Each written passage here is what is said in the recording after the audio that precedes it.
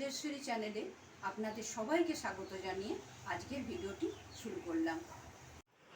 আমি আজকে সাবুর বড়া বানাবো। তার জন্য কী কী নিয়েছি দেখো। আজকে সকালবেলা 2 ঘন্টা আগে আমি সাবুটাকে ভালো করে ধুয়ে ভিজিয়ে রেখেছিলাম। ভিজিয়ে বলতে একদম গায়ে গায়ে জল রেখে ভিজিয়ে রেখেছিলাম। দেখো সাবুটা আমি নরম হয়েছে কিন্তু পুরো গলে যায়নি, শক্ত শক্ত মতো আছে। এই 2টো মাঝারি সাইজের আলু সেদ্ধ করে নিয়েছি। আর এই আদা আমি একটু ছোট করে কুচিয়ে নিয়েছি একদম, কেন বড়াতে না বাটা দিলে ভালো লাগে না। আর সাবু মানেই নিরামিষ, তোমরা মনে করলে পেঁয়াজ রসুন দিতেই পারো, কিন্তু সাবুন আমি নিরামিষেই করি। এর আগে একদিন করেছিলাম, খুব ভালো হয়েছিল। আর তাতে লঙ্কাটা একটু কম হয়েছিল। তাতে আমার মেয়ে বলেছিল, মা তুমি লঙ্কাটা একটু বেশি দিও। তাই জন্য এই লঙ্কা আমি পরিমাণ অনুযায়ী লঙ্কাটা একটু বেশি দিয়েছি। আর ধনে পাতাটা ঘরে ছিল তো, ফ্রিজে ছিল, তাও না একটু শুকিয়ে শুকিয়ে গেছে। কি করব, এক্ষুনি তো আর বাজার গিয়ে ধনে পাতা আনতে পারবো না, আর সবজিওয়ালারাও যাচ্ছে না। ওই জন্য আমি এই ধনে পাতাটাই কাজে লাগিয়েছি। এবার দেখো কী কী দিই। এই সাবুটা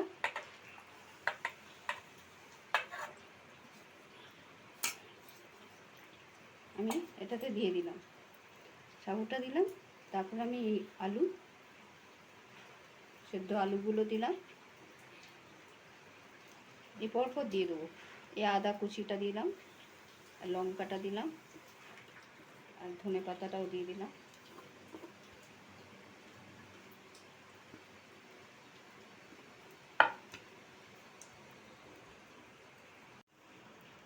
এই জিরে গুঁড়ো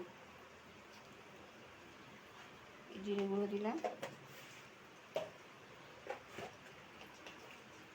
এই হলুদ দিলাম।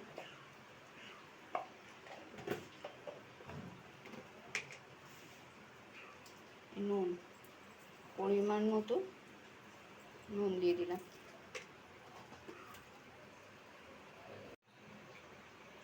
একটু ধনে গুঁড়ো দিলাম।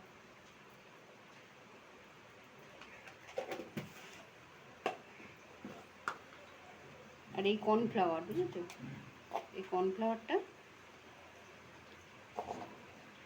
এই 2 চামচের মতো দেখি মাখি,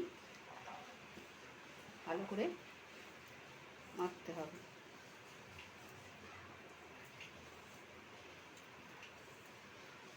লাগলে একটু জল দিতেই হবে পারো, কিন্তু আগে ভালো করে মেখে নিয়ে দেখতে হবে। এটা পুরো জল জল হয়ে গেলে ভালো লাগবে না, একটু শক্ত শক্ত মাখতে হবে।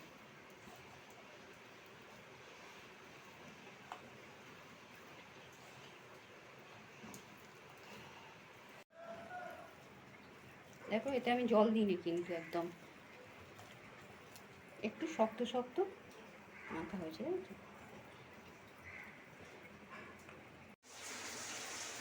কড়াটা বসিয়ে কড়াতে তেল দিয়ে দিলাম।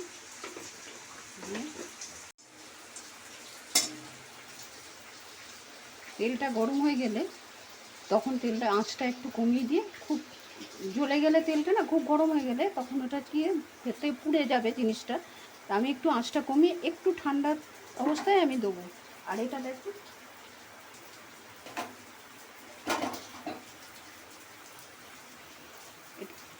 এটা একটু আঠান্ডা আঠান্ডা দেবো। আমি এই জল হাত করে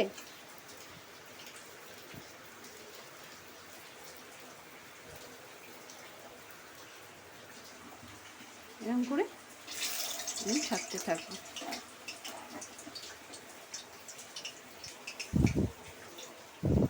তা নাহলে না হাতের মধ্যে আটকে যাবে। তোমরা জল হাত করে, আবার বেশি জল হলে আবার ছিটকবে, সেদিকে সাবধানে করো। এই যে অল্প একটু জল নিয়ে হাতটায় বুলিয়ে নিয়ে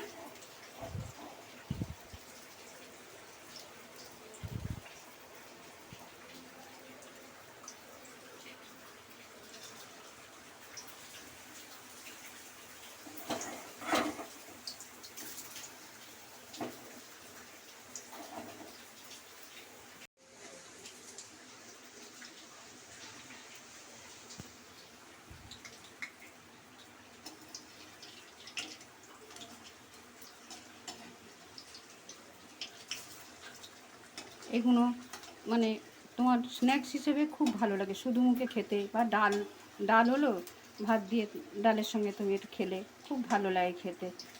তোমরা এভাবে করে দেখবে, খেতে খুব ভালো লাগে।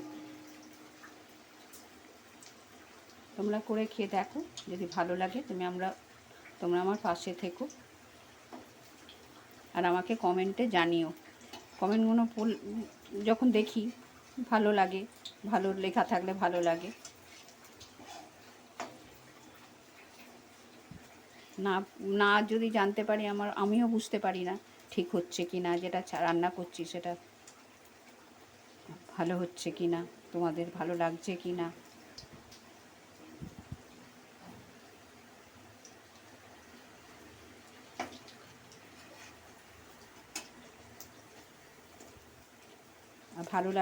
ভালো যদি লাগে তাহলে আমার চ্যানেলটা সাবস্ক্রাইব করো, আর পাশে বেল আইকন আছে সেটা যদি প্রেস করে দিও, তাহলে আমি যে রান্নাটা করব সেটা তোমাদের কাছে সঙ্গে সঙ্গে পৌঁছে যাবে, তোমরা দেখতে পাবে।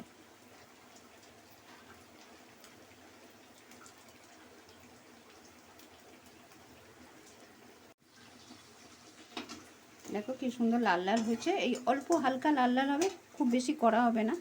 এরমভাবে তুলে নেবো। কি সুন্দর ফুলে উঠেছে দেখো, ঠিক আছে? কি সুন্দর ফুলে উঠেছে। এবার আমি নামিয়ে নেবো।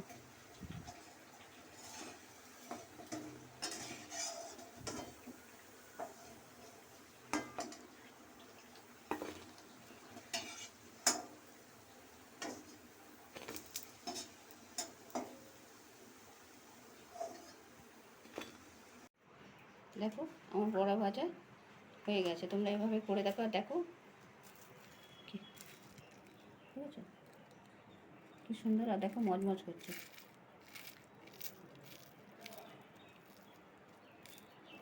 এটা মুড়ির সঙ্গে খাও, চায়ের সঙ্গে খাও, স্ন্যাক্স হিসেবে খুব ভালো লাগবে। একটু সস দিয়ে দেখো কেমন আওয়াজ, মজমজ করছে একদম।